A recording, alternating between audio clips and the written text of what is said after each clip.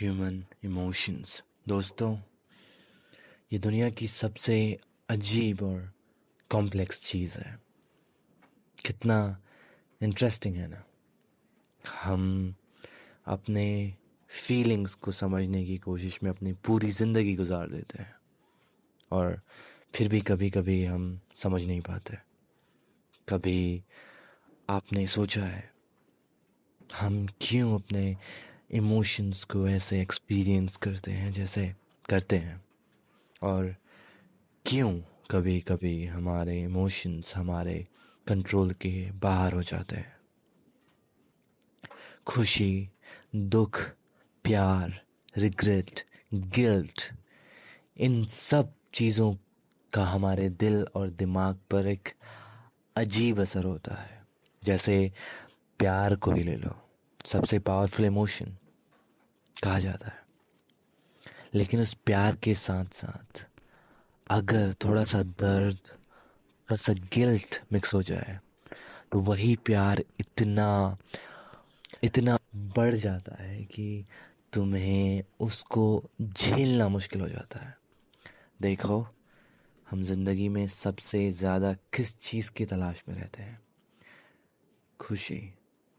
सब अपनी खुशी के लिए जीते हैं, लेकिन कभी नोटिस किया है जब आपको खुशी मिलती है तो वो कभी वैसी नहीं होती जैसे आपने सोचा होता है। जैसे एक गोल अचीव करने के बाद जो खुशी मिलती है वो टेम्पररी होती है, और जब वो टेम्पररी खुशी चली जाती है तो एक अजीब सी खाली जगह महसूस होती है। क्या ये आयरनी नहीं है कि हम जिस चीज़ के लिए जी रहे होते हैं, जब वो मिलती है तब भी पूरी नहीं लगती। और फिर आता है दुख। अब दुख को ही ले लो। हम जितना दुख से दूर भागने की कोशिश करते हैं वो उतना ही ज़्यादा हमें फॉलो करता है। दुख एक ऐसी चीज़ है जो हमेशा हमारे साथ रहता है, कभी कभी हमेशा के लिए। और जब ये दुख एक गलती के साथ आता है, एक गिल्ट के साथ, तब तो ये और भी गहरा हो जाता है। इमोशंस का एक बैलेंस होता है, पर वो बैलेंस कभी परफेक्ट नहीं होता। हम कभी फुली हैप्पी या फुली सैड नहीं होते। हर फीलिंग एक दूसरे के अपोजिट के साथ एग्जिस्ट करती है। जैसे जब हम बहुत खुश होते हैं, हमारे सब कॉन्शियस में कहीं ना कहीं डर होता है कि ये खुशी जल्दी चली जाएगी। और जब हम दुख में होते हैं, एक होप होता है कि ये दुख हमेशा नहीं रहेगा। ये जो अप्स एंड डाउन है, ये इंसानी ज़िंदगी की आ, असली मिसाल है। ये तुम्हें इंसान बनाते हैं। अगर अगर आप सोचो, फीलिंग्स कैसे एक दूसरे के अगेंस्ट काम करते हैं। कभी कभी प्यार इतना इंटेंस होता है कि वो खुद में एक स्ट्रगल बन जाता है। आप किसी को चाहते हैं, लेकिन उसके साथ जो इमोशंस आते हैं, एक्सपेक्टेशंस, डिसअपॉइंटमेंट्स, इनसिक्योरिटीज, वो कभी कभी प्यार को खुद दर्द बना देते हैं। और ये सब इंसान होने की फितरत है। आप जितना इमोशंस को कंट्रोल करने की कोशिश करेंगे, वो उतने ही अनकंट्रोलेबल लगने लगेंगे। जैसे एक इंसान अपने प्यार या दुख को दबाने की कोशिश करता है, लेकिन जितना वो उस फीलिंग को, उस एहसास को इग्नोर करता है, वो वो भावनाएं, वो इमोशंस, वो फीलिंग्स उतनी ही गहरी और इंटेंस होती चली जाती है। और एक दिन वो फीलिंग उन्हें कंप्लीटली ओवर पावर कर देती है। अब गिल्ट का एग्जाम्पल ले लो। जब इंसान अपने एक्शंस के लिए गिल्टी फील करता है तो उस गिल्ट का असर इतना बड़ा होता है कि वो इंसान के हर डिसीजन को इन्फ्लुएंस करता है। आपने देखा होगा कई लोग अपने पास्ट के गलतियों को लेकर आगे बढ़ने से डरते हैं। वो गिल्ट उनके साथ रहता है और कभी कभी पूरी जिंदगी उनके हर डिसीजन को शैडो करता है। लेकिन लेकिन इमोशंस का सबसे बड़ा पैराडॉक्स ये है कि जब तक आप अपनी फीलिंग्स को समझते नहीं, वो आपको कंट्रोल करता रहेगा। हम अपने फीलिंग्स को इग्नोर करते हैं क्योंकि उनको फेस करना मुश्किल होता है। हमारी सोसाइटी भी हमें यही सिखाती है कि हम अपने इमोशंस को एक साइड में रखें, रैशनल डिसीजन लें और अपने दिमाग का ज़्यादा इस्तेमाल करें, दिल से ज़्यादा। लेकिन दिल को कंप्लीटली इग्नोर करना कभी पॉसिबल नहीं होता, क्योंकि जब आप दिल की नहीं सुनते हैं तो ये चीज़ें आपके सब कॉन्शियसनेस में घुस जाती हैं। इमोशंस का एक और साइड होता है रिग्रेट। कभी कभी ऐसा होता है कि आपको रियलाइज़ होता है कि जो डिसीजन आपने पास्ट में लिए थे अपने, वो गलत था। और जब आप उस मोमेंट पर वापस जाके कुछ चेंज नहीं कर सकते, तब रिग्रेट आपको कंज्यूम कर लेता है। इंसान रिग्रेट से कभी भी इजीली नहीं निकलता। रिग्रेट एक ऐसी फीलिंग है जो कभी पूरी तरीके से पीछा नहीं छोड़ती है। लेकिन ये भी सच है कि रिग्रेट हमारे फ्यूचर डिसीजन को गाइड करता है, सिखाता है। ये एक साइकिल बन जाता है। पास्ट की गलतियां हमेशा प्रेजेंट और फ्यूचर पर असर डालती हैं। और सबसे अजीब चीज़ ये है कि इमोशंस हमेशा कॉन्ट्रडिक्ट करते हैं। जब आप जब आप किसी को प्यार करते हैं, आपको उसी इंसान से दूरी का डर होता है। जब आप किसी को खो देते हैं तो उनकी यादें सबसे गहरी और सबसे पेनफुल बन जाती है। लेकिन उन यादों के बिना आपको लगता है कि आप जी नहीं पाएंगे। एक अजीब सी टेंशन होती है हर फीलिंग के बीच में। इन द एंड मैं ये कहना चाहता हूँ कि फीलिंग्स कभी स्ट्रेट फॉरवर्ड नहीं होते। हम जितना ज़्यादा उसे समझेंगे, उन्हें समझने की कोशिश करेंगे या करते हैं, उतना ही कॉम्प्लेक्स लगने लगता है। और शायद इसी कॉम्प्लेक्सिटी में इंसानियत छुपी है। इन्हीं पेचीदगी में, इन्हीं इमोशंस में आप छुपे हैं। हमारी सबसे बड़ी स्ट्रेंथ और सबसे बड़ी वीकनेस दोनों हमारे इमोशंस हैं, हमारी फीलिंग्स हैं। I hope everything is clear now, is it?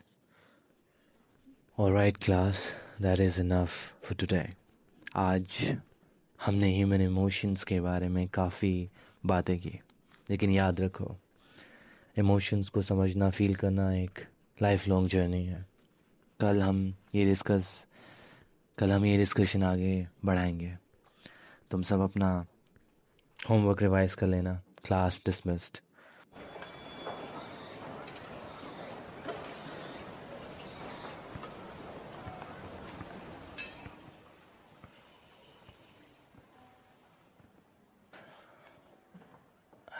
Maya, 1 minute रुकना प्लीज़।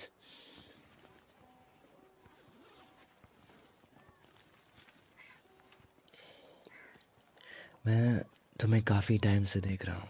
तुम्हारी परफॉर्मेंस, तुम्हारा फोकस क्लास में वैसा नहीं है जैसे पहले होता था। तुम तो हमेशा इतनी एम्बिशियस, ड्रिवन और स्मार्ट थी। क्या हो गया है माया? तुम अब अपने आप को क्यों खो रही हो? ये जो कुछ भी हो रहा है, मुझे पता है कि तुम्हारे अंदर इतनी कैपेबिलिटी है, इतना पैशन है। तुम्हारा रिजल्ट, देयर स्लीपिंग माया। और ये तुम नहीं हो। तुम्हारी आंखों में हमेशा एक अलग सी चमक होती थी, वो अब कहीं खो गई है।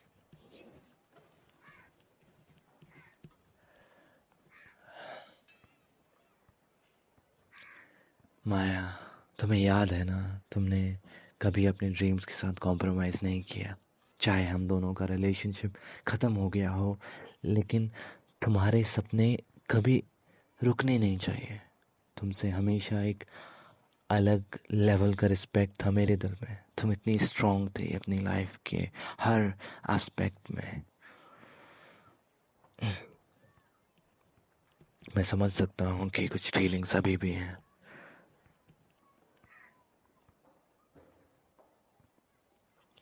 माया, तुम्हें याद है ना, तुमने कभी अपने ड्रीम्स के साथ कॉम्प्रोमाइज़ नहीं किया, चाहे हम दोनों का रिलेशनशिप ख़त्म हो गया, लेकिन लेकिन तुम्हारे सपने कभी रुकने नहीं चाहिए। तुमसे हमेशा एक अलग लेवल का रिस्पेक्ट रहा है मेरे दिल में। तुम इतनी स्ट्रांग थी अपनी लाइफ के हर एस्पेक्ट में। मैं समझ सकता हूँ कि कुछ फीलिंग्स अभी भी हैं, शायद तुम्हारे लिए भी उतनी ही रियल जितनी पहले थी। लेकिन माया, हमें अपनी रिस्पॉन्सिबिलिटीज़ और इमोशंस के बीच का बैलेंस समझना होगा। तुम बहुत कुछ अचीव कर सकती हो। तुम्हारी लाइफ के लिए जो डायरेक्शन बेस्ट है, उसमें तुम्हें वापस लाना मेरी जिम्मेदारी है। मैं चाहता हूँ कि तुम उस रास्ते पे वापस आ जाओ जहाँ तुम अपने आप को खो नहीं रही हो।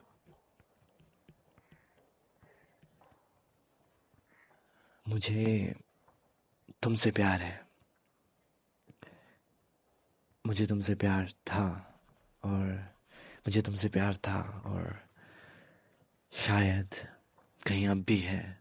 लेकिन लेकिन as a professor, as someone who truly cares for your future, मैं तुम्हारी लाइफ को कॉम्प्लिकेटेड नहीं कर सकता।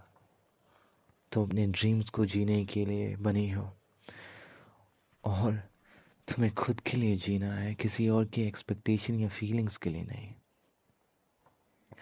जो कुछ भी हमारे बीच था उसे हम दोनों ने अपने तरीके से डील किया, लेकिन अब जो तुम्हारा फ्यूचर है वो सबसे इम्पोर्टेंट है। तुम इतनी केपेबल हो माया, तुम्हें अपने आप पर फोकस करना होगा। Because if you lose sight of who you are now, तो तुम अपने सपनों को कहीं पीछे छोड़ दोगे। मैं हमेशा तुम्हारे लिए था और रहूंगा। क्या तुम चाहती हो कि मैं, तुम रिलेशनशिप में आना चाहती हो दोबारा? तुमसे नहीं हो रहा। तुम ही ने कहा था कि हमें ब्रेकअप कर लेना चाहिए, फिर अब तुम ही कह रही हो कि we should be in relationship. Maya, मुझे पता है कि you always like this, but just because मैं अब भी तुमसे प्यार करता हूँ, it doesn't give you any right कि तुम जब चाहो मुझे छोड़ो और जब चाहो तुम आ जाओ। माया, मुझे पता है कि मैं भी गलत था उस टाइम पे, but still we ended, right? लोग, हमें ये सब बातें यहाँ नहीं करनी चाहिए, कॉलेज है। I think it will be more good if we will talk somewhere else. I do not have any class to attend, so अगर तुम फ्री हो तो हम किसी कैफ़े में जाके बात करेंगे, प्यार से, आराम से।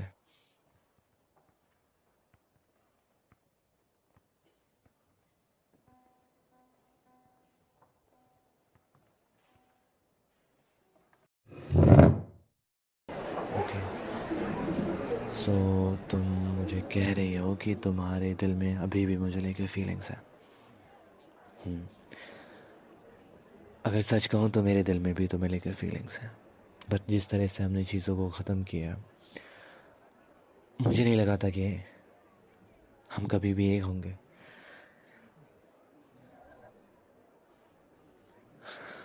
देखो,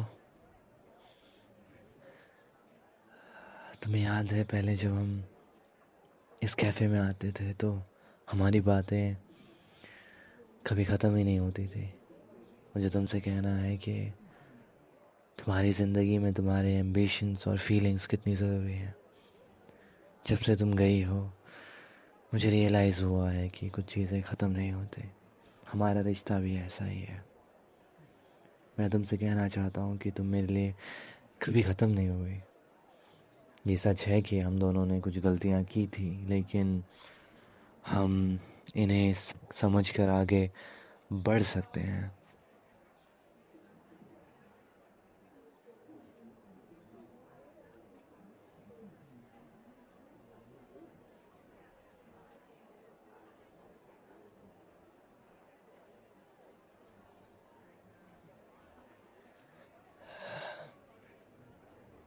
आज भी जब तुम्हें देखता हूँ तो मुझे वो डिटर्मिनेशन याद आता है। लेकिन अब मुझे तुम्हारी आंखों में थोड़ी उदासी देखने को मिलती है और ये मुझे परेशान कर रहे हैं। मैं चाहता हूँ कि तुम खुद को पहचानो, अपने गोल्स की तरफ भागो, पर इस वक्त मुझे ये भी समझना है कि तुम्हारी फीलिंग्स क्या हैं। क्या तुम्हें सच में लगता है कि यू स्टिल लव मी या you वांना B in relationship with me again? क्या तुम्हें लगता है कि तुम्हें अब भी उन सपनों के लिए वो, या फिर कुछ और है जो तुम्हें डिस्ट्रैक्ट कर रहा है? कुछ और है जो तुम्हें डिस्ट्रैक्ट कर रहा है। जब से तुमने मुझसे दूरी बनाई है मुझे ये रियलाइज़ हुआ है कि मैं सिर्फ एक प्रोफेसर नहीं हूँ, मैं तुम्हारा एक एक्स बॉयफ्रेंड भी हूँ। और जब तुमने मुझे छोड़ा तो काफ़ी कुछ खाली सा महसूस होता है। शायद हमारी फीलिंग्स इतनी सिंपल नहीं थी। मैं जानता हूँ कि कुछ गलतियाँ की थी, लेकिन क्या तुम्हें लगता है कि इन सब को भूलना आसान है, या तुम इन सब को भूल सकती हो और एक नई शुरुआत कर सकते हो? तुम्हारी मुस्कुराहट मेरे लिए बहुत इम्पोर्टेंट है और मुझे तुम्हारी खुशी चाहिए। इस कैफ़े में जो एटमॉस्फेयर है वो हमारे लिए परफेक्ट है। हमें यहाँ पर अपने पास्ट को छोड़कर अपने फ्यूचर की तरफ देखना चाहिए। तुम्हें पता है, जब जब मैं तुम्हें देख रहा था तो मुझे समझ आया कि जो फीलिंग्स मैंने तुम्हारे लिए रखी थी वो अब भी वैसी ही हैं। तुम मेरी लाइफ का एक इम्पॉर्टेंट हिस्सा हो और मुझे नहीं पता कि मैंने तुम्हारे बगैर कैसे इतने सारे दिन गुजारे। तुम कभी जान नहीं सकती हो। क्या तुम भी यही महसूस करते हो? यू नो, ये ज़रूरी नहीं कि हम सिर्फ कुछ शब्दों से बातें करें। मैं चाहता हूँ कि हम दिल से बात करें, हम खुद को बेहतर बनाएं। मुझे ये भी पता है कि तुम्हें भी कुछ कहना है, मैं भी कुछ कहना है और मैं ये सुनना चाहता हूँ। तुम्हारी फीलिंग्स मेरे लिए बहुत इम्पोर्टेंट है।